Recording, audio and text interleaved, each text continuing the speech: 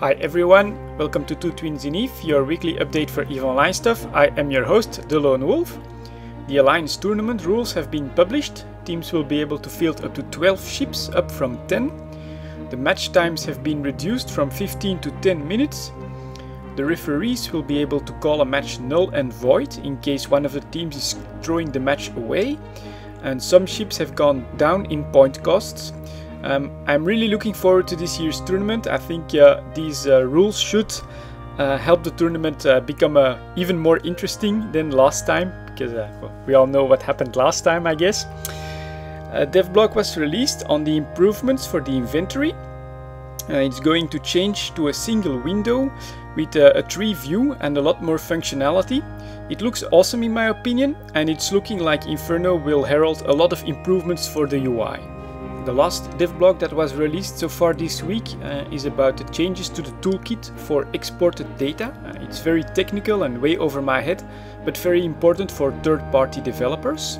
CCP released a video on their Skyward Sphere project. I thought it was very interesting, and I loved how completely different parties like the university and the Coast Guard are helping CCP to make this happen.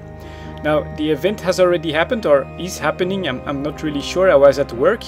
But the best way I found so far to follow what's been going on is on the forum thread in the general forum.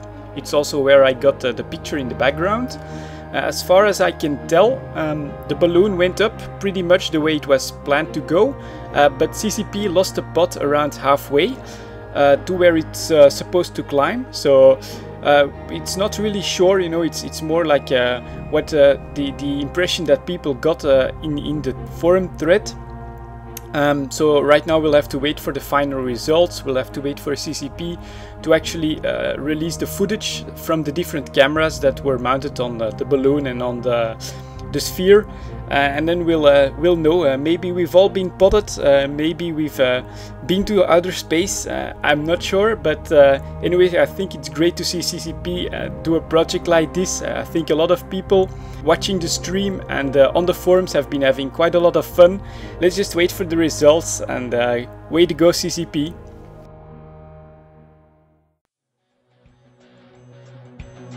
In EVE Online, the overview is one of the most complex yet vital parts of the game. Many pilots struggle with its complexity, but now Liberty Prime's UI generator is here to help you. Liberty Prime offers overview packages featuring modified ship labels, modified overview labels, and 6 carefully designed overview profiles. Choose from existing packages or create your own, whether you're a new capsuleer or an experienced veteran. To get the most out of your overview, head over to highsecdropouts.com/overview and check out Liberty Prime's UI generator. That's highsecdropouts.com/overview. Custom overviews for you. Hi guys, welcome to part 2. In this part I try to give some of my opinions in a more improvised way.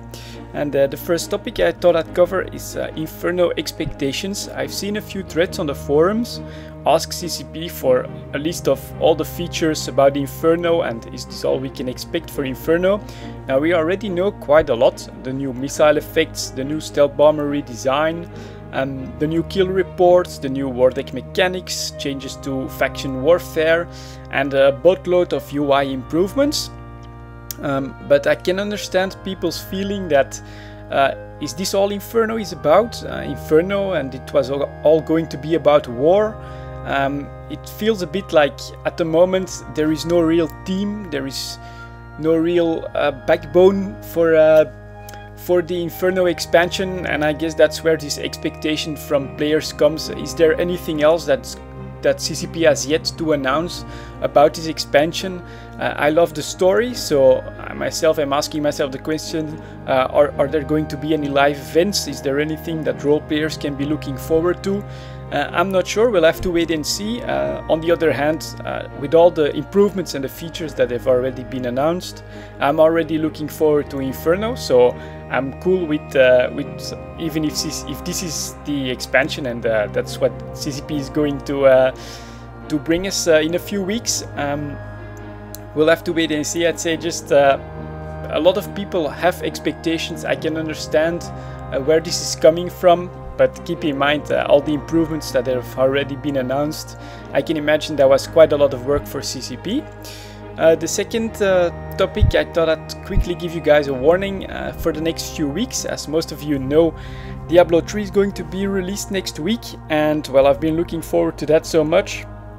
It's basically going to take over most of my spare time and most of my attention, including on the channel. I'm not sure. Basically, I'm thinking what I want to do about coverage for EVE Online, especially in the first few weeks, as Diablo 3 is probably going to be pretty much the only game I'll play for then.